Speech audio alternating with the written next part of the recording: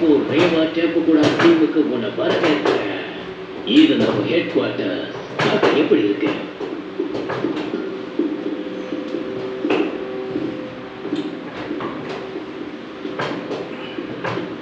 பொறுமையை இரு. கொஞ்சம் கொஞ்சமா உனக்கு எல்லாமே தெரிய வரும்.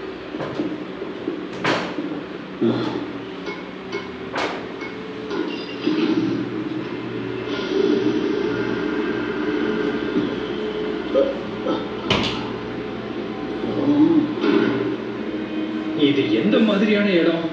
சில வருஷங்களுக்கு முன்னாடி நடந்த விஷயம். சுத்த வேஸ்ட்னு இந்த உலகமே ஒருத்தனை ஒதுக்கி வச்சது. ஆனா அவருடைய திறமையை நான் கண்டுபிடிச்சேன். அவரோட உதவியால நான் இந்த ப்ராஜெக்டை பண்ணினேன்.